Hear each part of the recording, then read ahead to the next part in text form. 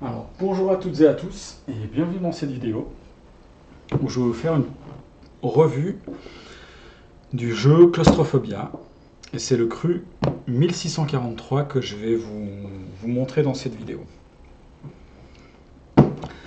Alors, Claustrophobia, si je vous fais une revue à l'heure actuelle du jeu, c'est parce que donc je vais poster cette vidéo lundi. Je voulais le faire ce week-end, mais j'ai pas eu le temps.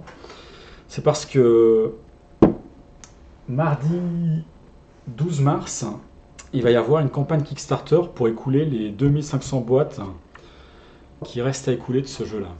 Alors moi, je pense que tous ceux qui n'ont pas eu leur boîte pendant la première campagne, ils sont au taquet. Mais voilà, il y en a peut-être un ou deux qui vont prendre le train en route au dernier moment. Et puis si jamais cette vidéo, elle peut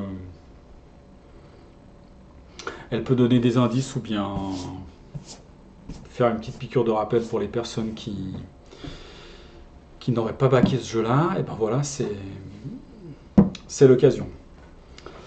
Donc, Claustrophobia 1643, c'est la nouvelle version du jeu Claustrophobia qui est déjà sortie il y a quelques années. Il y a une campagne qui startait un petit peu particulière sur ce jeu-là, en fin d'année passée. Un petit peu particulière parce que le jeu était déjà complètement produit au moment de la campagne Kickstarter. Et c'était une réception du jeu assez courte en termes de délai. Donc campagne décembre pour réception, enfin novembre ou décembre, je me rappelle même plus de la date de la campagne, pour une réception fin janvier, début février. Voilà, donc moi je vais vous décrire un petit peu les concepts du jeu sans aller dans le détail des règles, juste histoire de vous donner un petit peu le feeling, des sensations qu'on peut avoir en jeu. Alors, le matériel, je pense que vous l'avez déjà bien vu dans d'autres vidéos. D'ailleurs, concernant les règles du jeu, si jamais vous voulez avoir plus d'informations sur les règles, allez voir sur la chaîne officielle de Monolith. Il y a, si je dis pas de bêtises, une vidéo avec un exemple de partie et je crois qu'il y a une vidéo qui explique également les règles. Donc dans la boîte, alors ça n'en fait pas partie, c'est quelque chose que j'ai fait moi-même. C'est une aide de jeu. On a un livre de règles, un livre de scénario, parce que ce jeu-là, c'est un jeu à scénario. Scénario pas dans le sens aventure avec de la narration, avec des choix narratifs à faire. Ici, les scénarios, c'est plus proche des missions qu'on peut avoir, par exemple, dans un jeu comme Zombicide. C'est-à-dire que chaque scénario décrit une configuration de partie, des conditions de victoire, des conditions de défaite. Donc les scénarios, ils peuvent être rejoués N fois, il n'y a pas de problème. Il y en a, je ne sais plus combien, je crois qu'il y en a une vingtaine en fait, il me semble.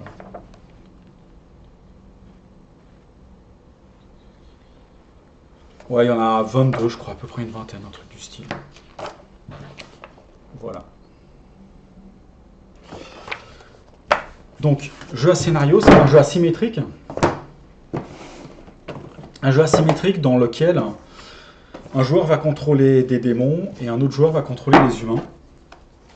Alors au niveau du matériel, on a des tuiles. Je vais très très vite vous monter le matériel en vous expliquant le jeu. On a plein de figurines. Enfin, plein de figurines. Non, justement, on n'a pas plein de figurines et ça c'est plutôt sympa, je trouve. On a des figurines pour y jouer, largement ce qu'il faut, que j'ai déjà commencé à prendre. Donc là, je vais en sortir quelques-unes pour l'instant, je mets ça de côté. On a pas mal de tokens que j'ai mis dans ces boîtes-là, je vais les sortir après. On a des cartes, en gros des objets pour les joueurs humains. On a des cartes d'instinct qui vont servir à avantager le joueur humain, puis des cartes événements qui vont être jouées par le joueur démoniaque. On a des dés de combat. Des dés qui sont utilisés par le joueur démoniaque et le joueur humain, ça je vais vous en parler. Des pions qui servent à faire des pions à marquer les dégâts. Et puis des sortes de gemmes, matérias qui sont en gros les ressources pour invoquer les démons du joueur démoniaque. Voilà. Et ensuite, dans la boîte, qu'est-ce que vous trouvez? Eh ben, c'est toutes les fiches de personnages du joueur humain, et puis pareil, les fiches de démons du joueur démoniaque. Alors ça, je vais y mettre de côté. Donc moi, je vais vous décrire un petit peu les concepts du jeu, vous expliquer un petit peu comment ça se passe. Alors, la première chose que vous faites quand vous jouez une partie, c'est forcément sélectionner un scénario. Et puis, chaque scénario contient des règles de mise, des règles de mise en place, des conditions de victoire.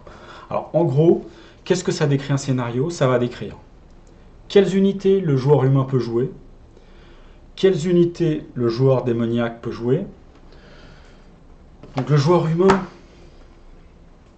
il va sélectionner un certain nombre de personnages, des condamnés qui seront chaque fois guidés par le frère rédempteur. Donc les feuilles de personnages, on les glisse dans ces cartons-là, c'est super pratique. Je vais revenir là-dessus. Donc vous sélectionnez le nombre de joueurs, le nombre d'humains que vous devez jouer pendant le scénario. Ça, c'est décrit dans un scénario au tout début. Dans cette partie-là.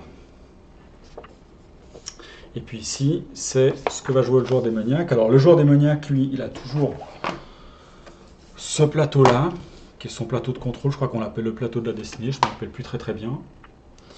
Et puis de la même façon, il va jouer des démons, donc par exemple comme celui-là, qui vont s'insérer dans des supports comme celui-là. Voilà. Donc le scénario vous dit quels démons sont joués, quels humains sont joués. Il va également vous dire quels objets, par exemple, sont disponibles pour les humains. Peut-être que, alors, si je les mets dans le sens comme ça, peut-être que la brute condamnée, elle va commencer avec une grenade. Donc vous attribuerez une carte grenade. Et puis ça va décrire également quelles sont les tuiles qui vont être utilisées. Alors, les tuiles qui vont être utilisées, les tuiles, elles sont toutes numérotées. Elles ont également certaines particulières avec certains effets, les tuiles. Et puis, par exemple, un exemple de configuration, ça pourrait être de dire que, voilà, un certain nombre de tuiles avec un certain nombre de numéros ne vont pas être utilisées, donc il faut les écarter. Puis que parmi les tuiles restantes, il faut en prendre un certain nombre au hasard, peut-être. Et puis que parmi d'autres tuiles, je ne sais pas, il faut en prendre une, il faut la mettre à la fin de la pile. Peut-être qu'il y en a une qu'il faut mettre au milieu de la pile. Bref, de cette façon-là, vous allez constituer une pile de tuiles. Et cette pile de tuiles, en fonction de la configuration du scénario, c'est celle que vous allez utiliser dans votre partie. Les autres, elles sont soit mises de côté, soit parfois il y a des spécificités également dans un scénario où elles ne sont pas complètement retirées du jeu. Elles sont juste mises de côté momentanément. Parfois, elles sont complètement retirées du jeu et parfois, les autres tuiles sont juste mises de côté et elles viendront en jeu à certains moments. Et puis, le scénario va vous indiquer également dans quelle tuile vous commencez. Donc, bon, là, je vais en prendre une. Bon, je vais prendre celle-là, c'est pas très important. Donc, la tuile dans laquelle vous commencez, c'est-à-dire la tuile dans laquelle le joueur humain commence.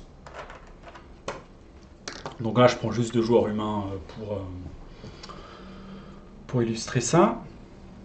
Et puis une fois que vous avez fait la mise en place, vous allez lire donc les conditions de victoire, les conditions de défaite. Chaque scénario a des conditions, a des objectifs différents. Donc des conditions de victoire et pour le joueur humain et pour le démon, avec parfois des égalités possibles. Et puis une fois que c'est fait, vous démarrez la partie. Alors là, la partie, c'est une succession de tours de jeu du joueur humain et du joueur démoniaque. Alors, si je mets cette tuile là en avant, je vais en déployer une ou deux, histoire de vous montrer un petit peu, mais vraiment très sommairement, comment se déroule une partie. Enfin, quelques tours de jeu plutôt. Donc, c'est le joueur humain qui commence par jouer. Et puis le joueur humain va jouer, puis ce sera ensuite au joueur démoniaque, et puis ça va s'alterner comme ça, sur toute la game. Alors les phases du joueur humain et du joueur démoniaque, elles sont relativement similaires. Alors c'est un jeu asymétrique qui se joue en 1 contre 1, donc ça je ne vous l'ai pas dit. C'est un jeu asymétrique avec des spécificités qui sont bien distinctes quand on joue au joueur humain ou au joueur démoniaque, mais la structure d'un tour de jeu du joueur humain et du joueur démoniaque, elle est très très similaire. On va dire avec une phase de plus pour le joueur démoniaque, qui est une phase d'enrôlement, parce que le joueur humain, lui, commence avec toutes ses figurines sur le plateau de jeu, sur les tuiles de jeu, alors que le joueur démoniaque, lui, va invoquer en fait, au fur et à mesure, les démons. Donc la structure très macroscopique d'un tour de jeu humain et démoniaque, en quoi ça consiste? Dans un premier temps, il y a un lancer de dés qui se fait. Donc le joueur humain, il a des dés qui sont comme cela. Et le joueur démoniaque, il a des dés qui sont comme cela. Donc ici, ils sont de 1 à 3 avec des fois des faces blanches, des fois des faces rouges. Et puis ici, c'est simplement des dés de 1 à 6 pour le joueur humain. Donc au début de la phase du joueur humain, le joueur humain va lancer un certain nombre de dés. Ces dés, ça permet de configurer, de borner un petit peu ce que les actions, on va dire, en fait, le potentiel du joueur humain pendant le tour du joueur humain. Et puis, de la même façon, au début de sa phase, le joueur démoniaque va lancer des dés, et ça va permettre au joueur démoniaque de configurer, en fait, de déterminer un petit peu sa préparation pour le tour. Une fois qu'un joueur a lancé des dés, après il peut se déplacer et puis effectuer une action ou inversement. En gros, c'est dans 90% du temps des DK, même plus, c'est se déplacer et combattre. Donc en gros, un joueur, qu'est-ce qu'il fait quand c'est son tour? Il jette des dés, il se prépare, et puis après il combat ou il se déplace ou inversement. Et ça, c'est valable pour le joueur humain comme pour le joueur démoniaque, sachant que le joueur démoniaque, il a une phase intermédiaire où il peut faire de l'enrôlement et puis déployer des démons sur les tuiles. Alors, si je vais un petit peu dans le détail, mais sans aller trop dans le détail des règles, donc si je reste très conceptuel et que je vous décris un petit peu le tour d'un joueur humain et le tour d'un joueur démoniaque, alors si je commence par le joueur humain, il faut déjà que je vous explique un petit peu comment fonctionne cette feuille de personnage. Dans cette feuille de personnage, alors, il y a plusieurs choses qui sont importantes, mais là, je vais me concentrer sur les 6 lignes qu'on a ici. En fait, on a 6 lignes. Et puis sur ces 6 lignes, qu'est-ce qu'on a? On a des zones ici avec des caractéristiques. On a un trou ici, puis là on a un trou rond, puis là on a des trous carrés. Alors les zones avec les caractéristiques, on a chaque fois les 3 caractéristiques: déplacement, combat et puis défense, avec une valeur. Les trous ici, c'est pour les points de blessure, ça veut dire qu'en fait, chaque joueur humain, chaque personnage, a 6 points de vie. Quand vous recevez un dégât, vous allez mettre une sorte de token ici en forme de crâne. C'est cela-là, je vais en sortir un.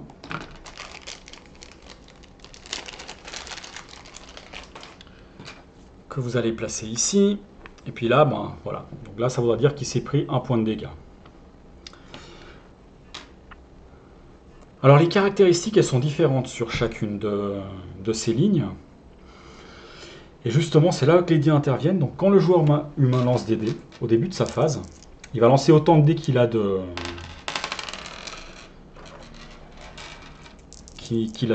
figurines encore vivantes.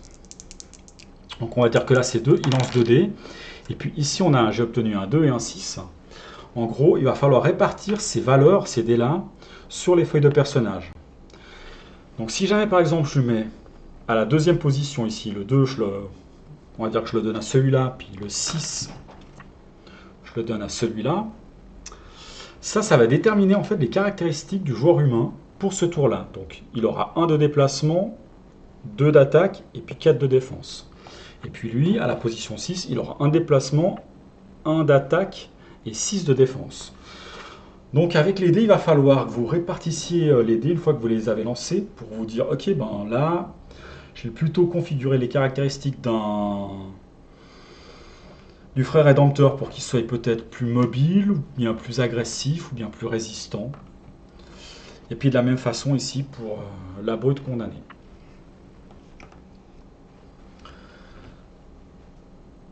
Donc, le joueur humain lance des dés, il les place, on détermine des caractéristiques.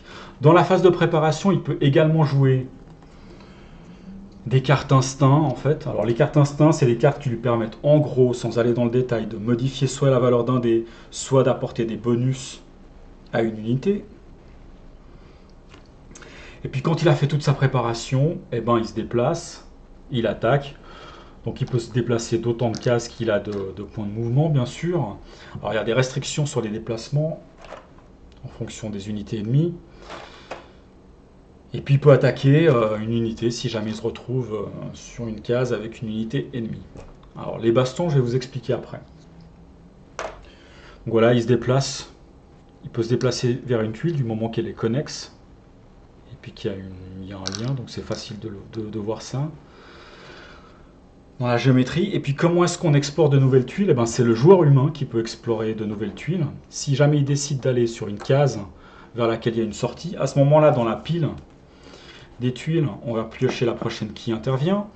Et puis c'est le joueur démoniaque qui va placer, qui va orienter la tuile comme il le désire. Alors bon, là, il n'y a pas vraiment de surprise, mais par exemple, pour celle-là, il pourrait la placer comme ça, d'accord? Il pourrait la placer comme ça, par exemple. Ou bien comme ça. Parce qu'on est chez lui, on est dans les enfers, voilà, donc il connaît bien sa maison, le joueur démoniaque, c'est lui qui place les tuiles. Donc voilà, on va dire qu'il l'a placé comme ça, je me suis déplacé d'une case avec lui, je suis venu là. Voilà, donc ça, globalement, c'est le tour d'un joueur humain. C'est assez simple, hein. C'est lancer des dés, jouer des cartes, il peut également y avoir des talents, donc là je vais vraiment pas trop dans le détail, on peut acquérir de nouvelles cartes comme ça. Et puis, se déplacer et taper. Aussi simple que ça. Le joueur démoniaque, c'est un petit peu pareil. Lui, il va lancer des dés. Donc, il en lance 3. Et puis, ces dés, ben, il va les attribuer sur ce panneau de contrôle. Donc là, à nouveau, c'est peut-être bien que je m'attarde un petit peu sur ce panneau de contrôle comme je l'ai fait pour les caractéristiques d'un joueur humain. Lui, ce qu'il va faire, c'est qu'il va déclencher en gros des pouvoirs. Alors, il peut les placer sur ce panneau de contrôle, les dés, mais il peut également les placer sur les fiches des démons qui va contrôler dans une partie. Alors en gros, les pouvoirs, c'est quoi? Il y a des pouvoirs qui vont permettre d'acquérir plus de... Je vais ouvrir. Plus de matérias, qui sont les ressources pour invoquer des démons. Les matérias qu'on va placer ici. Il y a des pouvoirs qui vont permettre de booster, soit en déplacement, soit on va dire en attaque, des unités démoniaques. Il y a des pouvoirs qui vont... Enfin, il y a un pouvoir qui va permettre d'acquérir des cartes événements, donc qui vont donner des avantages aux joueurs démoniaques. Et puis il y a des pouvoirs qui permettent de déployer des démons sans tenir compte de certaines restrictions. Parce que le joueur démoniaque, quand il décide de déployer des démons, il ne peut pas le faire n'importe comment, il y a des règles. Donc une fois qu'il a attribué les dés à ces différentes capacités, ben, il y a des règles d'activation. Donc il y a des minimums requis. Par exemple ici, il faut avoir 2 dés avec des symboles rouges. Donc si jamais c'est le cas, ben, il les active. Et puis si jamais c'est pas le cas, il ne peut pas activer en fait une capacité. Le dé reste en réserve.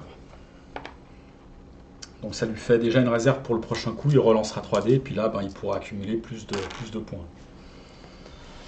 Donc une fois qu'il a attribué les différents dés, joué peut-être des cartes, activé ses capacités, il a une phase, donc qui est la phase supplémentaire que les humains n'ont pas, pour enrôler des unités.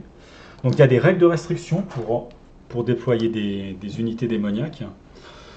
Il ne faut pas qu'il y ait de joueurs humains, il faut qu'il y ait une sortie inexplorée, mais ces restrictions, elles peuvent être supprimées grâce à certaines capacités. Et puis après, ben, il va faire comme le joueur humain, il va se déplacer puis il va attaquer. Voilà. Donc il va se déplacer et puis il va attaquer, il va bastonner le joueur humain. Alors une baston, comment ça se passe? Le joueur démoniaque, avec ses unités, il a exactement les mêmes caractéristiques que le joueur humain. Donc il a des points de vie, il a de la défense, il a des points de mouvement et il a des points d'attaque. Alors on a des dés de combat pour gérer les bastons. On jette autant de dés qu'on a de valeurs d'attaque. Donc supposons que j'ai 3 de valeurs d'attaque, je jette 3 dés. Et puis pour faire des touches, eh ben, il faut faire un résultat qui est supérieur ou égal à la valeur de défense de l'unité qu'on a envie de taper. Si on réussit, on inflige une touche. Donc si les joueurs humains sont attaqués, qui se voient infliger une touche, c'est le joueur humain qui décide où est-ce qu'il va placer son point de dégâts. Si jamais c'est des troglodytes, eh ben les troglodytes, ça a un point de vie, donc ça part. Et puis si jamais c'est des démons, ben, selon le démon, il y a un certain nombre de points de vie. Et puis, quand l'humain s'est pris 6 points de blessure, ben, l'unité meurt, elle est retirée du jeu. Et puis chez les joueurs démoniaques, il y a des unités qui peuvent revenir sans cesse, comme les troglodytes.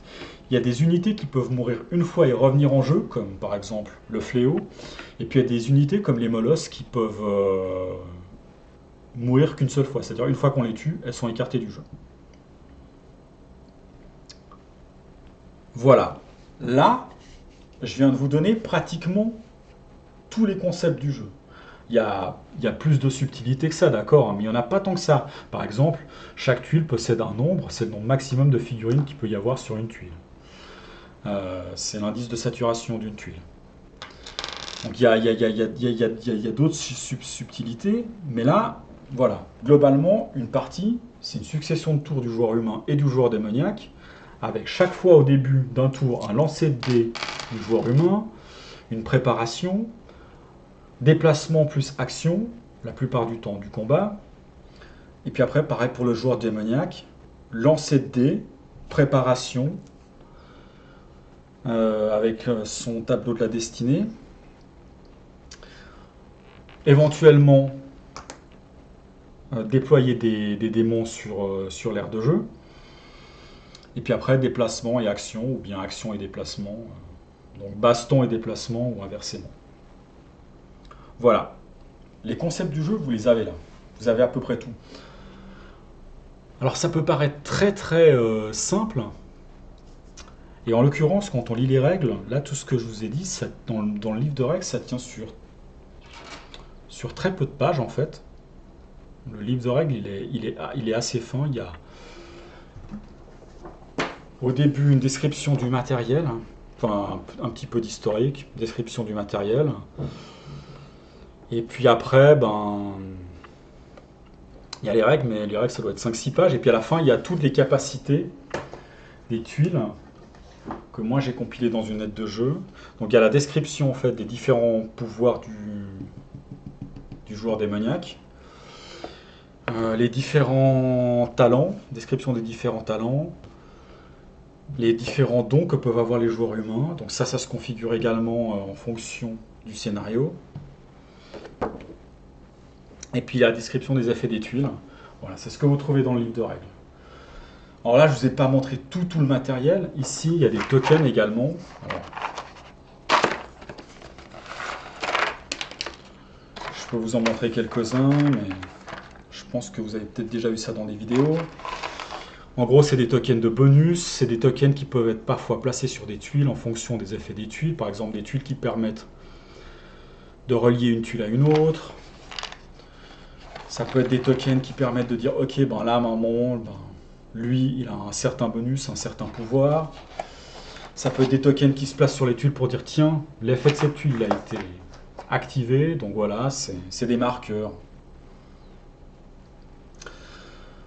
Mais là, vous avez vu pratiquement tout le matériel et pratiquement tous les concepts. Alors, ce qui ressort peut-être pas forcément et ce qui est important de relever, je pense, dans cette revue, c'est que, en fait, ce jeu-là, les sensations qu'il donne, c'est...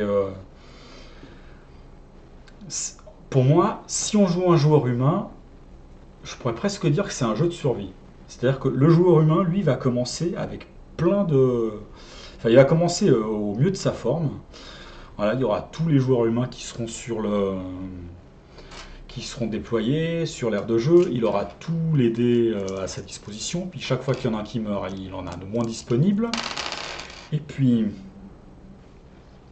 plus il est blessé, plus il a de la difficulté pour répartir ses dés. Parce que si jamais il met un dé sur un endroit où il y a une blessure, il est sonné, puis il perd en fait les... Enfin, il devient beaucoup plus fragile, il n'a pas les mêmes caractéristiques. Donc plus la partie avance, plus il va perdre des unités, plus il va être blessé, plus ça va être difficile d'attribuer des dés et puis de pouvoir faire ses actions. Ça va être compliqué pour lui. Et il y a un effet boule de neige, c'est-à-dire que vraiment, plus il est dans le caca, et plus ça va être compliqué, et plus il va être encore dans le caca. Alors que le joueur démoniaque, lui, il commence sans aucune unité sur le plateau, et puis plus la partie avance, et plus il va gagner en puissance. Et puis comme le joueur humain s'affaiblit, ben, ça va être également plus facile pour lui. Donc pour le joueur humain, ça va être pratiquement un jeu de survie. Et puis pour le joueur démoniaque, c'est un jeu de chasse en gros, quoi. C'est un peu le chat et la souris. Alors après, il y a différents scénarios qui peuvent un petit peu changer cette perspective. Mais en gros, c'est ça. Je pense il faut prendre le jeu. Il faut pas prendre le jeu pour un jeu de dungeon crawler, je pense. Parce qu'il a des faux airs de dungeon crawler dans le fait qu'on dévoile des tuiles, qu'on explore des tuiles. Moi, je trouve qu'il n'a pas du tout des sensations de dungeon crawling. C'est vraiment un jeu de survie avec des règles qui sont très très fines. Il y a très peu de règles, mais on sent que, pour moi, un des gros points positifs de ce jeu-là, c'est que j'ai l'impression qu'il a vraiment été, testé, bêta testé pendant beaucoup de parties. Alors, il y avait déjà la V1 qui marchait très très bien, donc forcément, il y a déjà l'expérience de la V1 qui joue. Il y a eu quelques modifications pour fluidifier le jeu dans cette V2, mais elles ne sont pas fondamentales. Donc voilà, c'est un jeu qui bénéficie d'une grande expérience. Et les règles, elles sont vraiment... C'est réglé au poil de fesse, j'ai envie de dire. C'est vraiment, vraiment, vraiment bien foutu. Euh, c'est très un... C'est un jeu qui... Il y a un terme, en fait, qui existe en anglais dans le domaine des jeux vidéo. C'est easy to learn, hard to master. Je pense que c'est un jeu qui est facile à prendre en main, mais qui est dur à maîtriser, je pense. Je pense que ça s'adapte, ça correspond bien à ce jeu-là. C'est-à-dire que vous lisez les règles, très très vite vous allez pouvoir vous lancer dans une partie, mais plus vous allez jouer à ce jeu-là, plus vous allez prendre conscience des subtilités que ces règles qui, de prime abord, paraissent simples,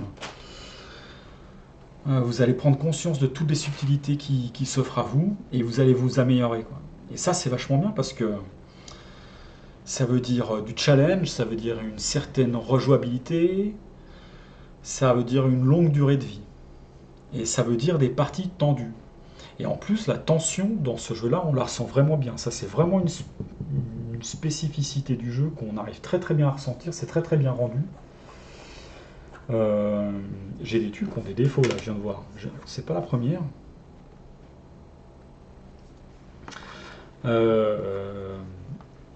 La tension, elle est vraiment progressive et on le ressent vraiment bien.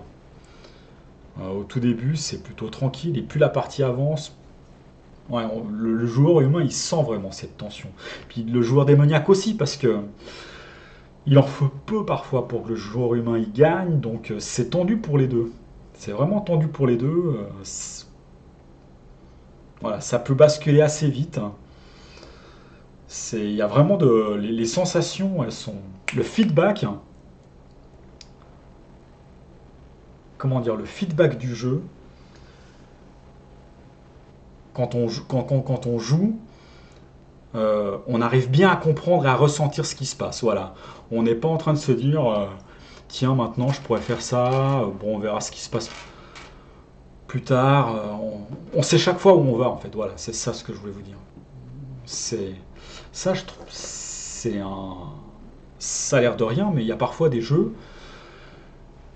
quand on joue, on se dit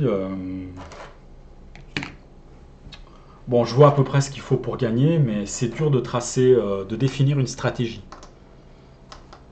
Là, non. Là, le jeu nous fait bien ressentir ce qu'on doit faire, ce qu'on peut faire. Donc c'est extrêmement plaisant parce que il y a beaucoup de parts aléatoires dans le jeu, mais on contrôle chaque fois nos actions. On a vraiment bien l'impression de contrôler, en fait, d'exploiter bien les mécaniques du jeu parce que les règles, elles sont vraiment excellentes. Elles sont vraiment, ouais, elles sont vraiment excellentes. Alors effectivement, la partie aléatoire, ça peut être par contre un défaut du jeu. Parce que vous lancez des dés pour configurer vos caractéristiques avec les humains, vous lancez des dés avec le démon pour déclencher vos activités, puis quand vous combattez, vous lancez des dés pour savoir si vous touchez ou pas, et en plus, quand vous configurez parfois la tuile, le paquet de tuiles, vous devez parfois faire des mélanges et puis disposer les tuiles à certains endroits. Et puis il peut y avoir par exemple, alors, je vais résumer, une tuile par exemple qui est, on va dire, la sortie ou quelque chose de particulier, qui pourrait se retrouver par exemple en dernière position ou bien vers la fin mais pas en dernière position. Puis selon la position, ça peut avantager la position d'une tuile dans le paquet, ça peut avantager le joueur humain ou le joueur démoniaque. Donc il y a une part importante de hasard dans ce jeu-là. Ça peut être vu comme un défaut. Pour moi, c'est pas un défaut dans ce jeu-là parce que c'est totalement voulu. Cette part aléatoire, elle sert le jeu. Elle sert à créer de la tension dans le jeu. Et elle peut être, dans une certaine mesure, elle peut être pondérée. Pondérée avec des cartes instinct ou avec d'autres éléments. Donc, voilà, si vous n'aimez pas la partie aléatoire, si vous n'aimez pas jeter des dés, toute cette partie, toute cette notion aléatoire, dans un jeu de confrontation en un contre un, bon, là c'est peut-être ce qui pourrait vous faire hésiter à acheter ce jeu-là. Hormis ça, moi j'ai que du positif à dire sur ce jeu-là. D'abord, le matériel, il est d'excellente qualité, je trouve. Au niveau de la production, c'est un des meilleurs matériels que j'ai jamais vu. Il n'y a que peut-être la boîte de Mech vs Minions qui surpasse celle de Claustrophobia. Mais bon, là c'est particulier, c'est Riot Games. Ils ont cassé la théorie. Enfin, j'allais dire ils ont cassé la théorie. Non, même pas en fait. Ils sont blindés de fric, donc Mech vs Minions, c'est une boîte qui est surproduite, on va dire. Il y en a des autres, des jeux qui sont très très bien produits, que je possède, hein, que j'ai même, dont j'ai même discuté sur cette chaîne comme Psych. Mais là vraiment, je trouve que Claustrophobia,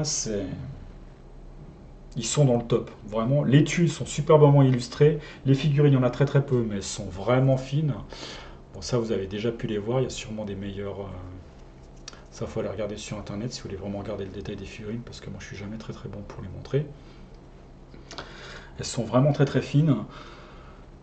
Il y a eu pas mal de polémiques sur le matériel en fait, pendant la campagne. Moi j'ai suivi cette campagne d'assez près et pour tout vous dire, là je suis plutôt très très enthousiaste sur ce jeu-là, mais je vais vous dire honnêtement, moi c'est un jeu, j'attendais sa réédition, j'attendais une nouvelle édition moi, avant même que ce soit Monolith qui soit en charge. Enfin j'espérais une réédition de ce jeu-là, pour vous dire. Hein. Puisque j'avais pas acheté à l'époque où la première version était sortie, je l'avais pas acheté. Au niveau du format, il y avait un truc un petit peu rétro qui me rebutait, même si je pense que c'est un très bon jeu. Et puis j'espérais une réédition, j'avoue, de Claustrophobia. Donc moi, quand c'était Monolith qui a été annoncé, j'étais très content parce qu'ils font plutôt du beau matos, même si j'ai aucun autre jeu de leur part. Et puis j'ai baqué le jeu dans les 5 premières minutes. Hein. Donc bon, moi je savais à quoi m'attendre, c'était pas une surprise, je m'étais bien renseigné. Alors au niveau du matériel, il y a eu pas. Donc moi j'ai suivi la campagne d'assez près. Au niveau du matériel, il y a eu pas mal de polémiques sur le côté assez épuré, par exemple, des plateaux. Moi, j'avais déjà vu qu'il y avait un filigrane, en fait, hein. Il y avait une trame. Je veux dire, là, on le voit pas, mais c'est pas complètement blanc. Je l'avais déjà vu, hein. Donc, moi, je trouvais. C'est très subjectif ce que je vous dis, mais moi, je trouvais que la production, on va dire les choix esthétiques plutôt, le design est vraiment très très cohérent. Le blanc, le noir, pour les démons, pour les humains. Ici, les fiches sont blanches, ici, les fiches sont noires, pour les humains. Pour moi, tout est très très cohérent. Ça a été vraiment, les règles, elles ont été bien testées. Les choix artistiques de design, on peut ne pas aimer, mais je trouve que ça a été vraiment très réfléchi. C'est pratique. Moi, j'ai de la chance parce que je trouve ça beau, donc tant mieux pour moi, j'aime. Les tuiles, elles sont magnifiques. Le jeu prend beaucoup de place, il y a eu pas mal de. Il y a eu un gros débat sur 2 cm qu'on perdait, je crois, par rapport à l'ancienne version, un truc dans le genre, je sais plus ce que j'avais lu ça. Oui, c'est un jeu qui prend beaucoup de place, effectivement, et pour moi, c'est pas un défaut, c'est un parti pris. Parce que il faut cette ampleur à ce jeu-là pour qu'il puisse se déployer, je trouve. L'ambiance, elle est dans ces éléments-là. C'est aussi un jeu avec une certaine ambiance. Il n'y a pas de narration dans les missions, il n'y a pas de narration sur les cartes. Pour moi, il n'y a pas besoin d'avoir du texte, des images sur les cartes. Ça aussi, c'était un petit peu une polémique. J'en ai pas sur les contrées de l'horreur. Quand je lis une carte rencontre, ça ne me dérange pas. Donc ici, ça ne me dérange pas non plus. Je peux comprendre les gens de la V1 qui ont eu la V1 étaient un peu déçus. Je peux le comprendre. Mais moi, je trouve que les choix qu'ils ont faits en termes de taille, même si ça peut déranger certaines personnes, moi, je les trouve très très cohérents. Et alors, j'ai de la chance, en plus, moi, j'adhère à ces choix-là. Donc voilà, alors après, effectivement, ça prend de la place. Quand, même moi, sur ma table, qui n'est pas très petite, il faut que je m'organise pour y jouer. Donc, il y a eu une campagne, il y avait 10 000 boîtes l'année passée, ils en ont vendu, je crois, dans les 7 500. Mardi 12, il y a les à peu près 2005 ou 2400 boîtes qui restent qui vont être écoulées. Ce qui est bien, c'est que quand vous achetez ce jeu-là, même avec la deuxième campagne qui sera plus chère, vous avez plein de scénarios. Avec cette boîte-là, vous n'avez pas besoin d'attendre des extensions pour vous éclater des dizaines et des dizaines d'heures. Ça aussi, c'est quand même un gros point positif du jeu. C'est que dans une boîte, on a un jeu qui est fini, qui promet beaucoup d'heures de jeu, beaucoup de découvertes, de rejouabilité. Et puis peut-être qu'il y aura des extensions, moi je le souhaite, tant mieux. Mais rien qu'avec ça, voilà, le jeu se suffit à lui-même. Il est bien produit. Les règles, elles sont vraiment chouettes. Si vous cherchez un jeu en 1 contre 1 avec de la tension, voilà, où c'est un peu le chat et la souris, où le côté asymétrique, il est fortement prononcé, avec des règles fluides, vous pouvez arrêter de jouer au jeu pendant un certain temps, vous y revenez, il ne vous faudra pas des dizaines de minutes pour vous replonger dans les règles, pour pouvoir remaîtriser le jeu. Moi, je trouve qu'il n'a pas beaucoup de concurrents, honnêtement. Et puis c'est un jeu qui est fait pour 2 joueurs. Si vous voulez du jeu coop, n'achetez pas celui-là. Si vous voulez du jeu solo, n'achetez pas celui-là. Alors oui, j'ai vu qu'il y avait des variantes. Rien ne vous empêche à un moment de tester une variante pour jouer solo sur ce jeu-là ou en coop. Il y a des variantes qui sont faites par des fans. Elles sont chouettes, je crois, hein. Mais ça ne doit pas être votre objectif principal. Pareil, si jamais vous voulez jouer à 3 joueurs ou à 4 joueurs, n'achetez pas ce jeu-là, je pense. Il a été pensé pour 2 joueurs. Il y a d'autres jeux bien pour 3 joueurs ou 4 joueurs. Et puis maintenant, si jamais un jour, il y a une troisième personne qui veut se greffer, bon, bah, peut-être qu'avec les joueurs humains, pour une fois, vous allez pouvoir vous débrouiller. Mais il ne faut pas que ce soit la norme, je pense. Donc il y a des partis pris dans ce jeu. Et il faut les accepter. Moi, je pense que c'est un jeu de très grande qualité. Et vraiment, je vous encourage à l'acheter. Je vous encourage très très fortement à backer le jeu si vous ne l'avez pas. Parce qu'il vaut vraiment le coup. Moi, je suis vraiment très très content de ce jeu-là. Je l'attendais depuis un moment, donc je ne suis pas complètement objectif. Mais voilà, j'ai pas eu de surprise, mauvaise surprise ou bonne surprise. Il a parfaitement répondu à mes attentes. Et c'est exactement ce que je voulais comme jeu. Donc pour moi, c'est vraiment du tout bon. Voilà. Je suis allé un petit peu vite dans cette revue. J'ai pas eu le temps de beaucoup la préparer dans ma tête, de la structurer, parce que je voulais faire ça ce week-end. J'ai pas eu le temps de le faire. Mais je me suis dit, si jamais je fais une revue de ce jeu-là, il faudrait que je le fasse avant la nouvelle campagne Kickstarter, quand j'ai vu que ça avait été annoncé. Je voulais faire la revue après avoir peint toutes les figurines. Je voulais avoir fait la revue, avoir joué plus de scénarios. Là, pour l'instant, j'en ai joué quelques-uns, mais pas beaucoup. Donc j'espère quand même que vous avez pu sentir un petit peu le feedback, enfin avoir un feedback supplémentaire sur les concepts du jeu, et que ça peut vous guider pour backer le jeu demain si vous voyez cette vidéo à temps, ou alors peut-être de l'acheter en occasion, parce que je pense qu'il y aura un marché de l'occasion pour ce jeu-là, c'est même pratiquement sûr. Voilà, donc moi je vous souhaite tout de bon, peut-être à bientôt dans la prochaine vidéo, et puis d'ici là, ben, portez-vous bien. Allez, ciao ciao.